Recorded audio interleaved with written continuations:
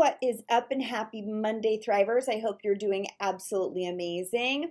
I wanted to drop in this week and answer a question about price increases when you're a bridal stylist or you're somebody where you live in, let's say it's a tourist community. So we had a question that came in from Marlena, and she said, if you run a business without retention as the goal, such as a bridal hair business, where the only retention would be if they're locals and come back to you for other hair services, what do you measure instead to make sure your funnel is working and when to raise prices? At the surface, when I ask that question, it starts to sound very niche specific. It's actually not that much. When I'm going to share the answer, somebody is in a position like Marlena's when, yes, you do bridal hair services, you are in a community where like snowbirds come and go. If you live in a primarily tourist or destination location, these are all reasons why you may see like a drop in retention or show that your retention numbers are wonky. All those things could apply. The other thing that could apply is somebody who does a lot of like lived in color, where your clients don't need to come in except once a year or something like that. All of those low frequency type of specialties will skew your retention numbers. So when the question is, what do you measure instead to make sure your funnel is working and when to raise prices? The reason why I set up the pricing calculator the way I did, and I did not say, what is your retention percentage? Like if you go to the pricing calculator, right, you'll notice on there, nowhere does it say, enter here what your retention percentage is. Why? Because I'm very aware that retention isn't a metric that makes sense for all facets of our industry, which is a huge part of why I think that older school coaching systems that are looking at things like retention, retail to sales percentage, how many hours you're working, total service dollars, all of that counts. Like I understand the metrics, I see why we're looking at them, but it's as if the industry fit into a box with a bow, and it doesn't. And so when you look at the calculator, right, there's 8 different factors that we take into account when we're looking at your pricing. We take into account the average income in your area, how many hours you're available, the volume of guests that you're seeing, how booked out you are, the prices of your products, how long it takes you to do the services that you're doing.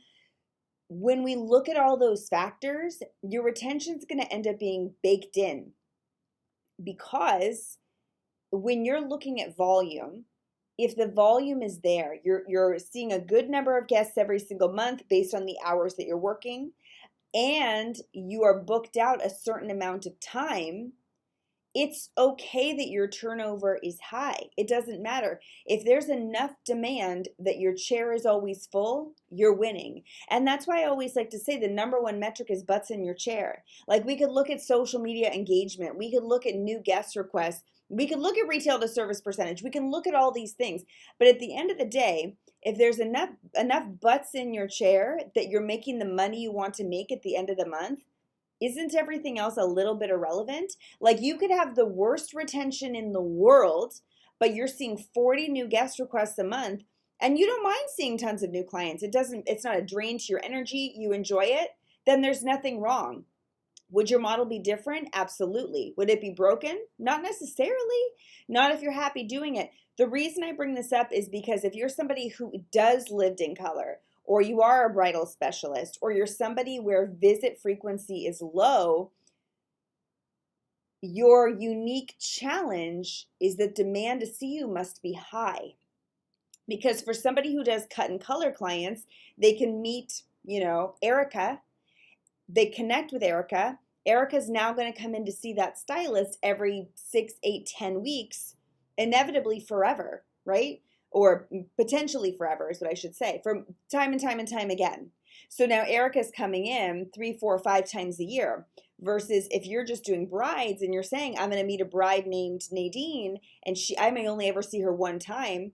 Well, I only needed one Erica. You now need 5 Nadines to have the same amount of guest visits, right? And guest visits matter because that's the butts in the chair, and butts in the chair matters because that's the money you make. So when you say, how do I make sure my funnel is working and when to raise prices? If you are in a low frequency specialty like this, where your guests are not coming in frequently, You need a massively high volume of new guest requests. And that's why I always say those who do lived in color, and they're like, well, retention doesn't, and I'm doing like the swaying because I feel like, their business is a little more free form. And they say like, well, retention doesn't really work for me because I do lived in color and that's one of the benefits of seeing me. I get it, but the downside of that is because you have marketed yourself on a very low maintenance service, which PS works and is very lucrative, you need 2 to 3 times more clients in your repertoire than somebody who's doing cut color clients simply because your guest frequency is so low. So when circling back to the question, is your funnel working? You have to be seeing a much higher demand of new guest requests when you're in a specialty like that to ensure that your chair is always full. And if that is there, the calculator will bake in that you're ready for a price increase. If it's not, if you're like, well, I have a good number of clients I'm seeing right now, but I only have 1 to 2 new guest requests a month, that's just not sustainable. So your market is going to be about awareness, interest, desire, and driving traffic at volume versus retention, which is all that guest experience stuff that keeps them coming back for more. So I hope that's been helpful, whether you are a lived in color specialist, a bridal specialist, or you live in a community that's highly tourist based. I hope that this makes sense. Y'all, so much love. Happy business building, and I'll see you on the next one.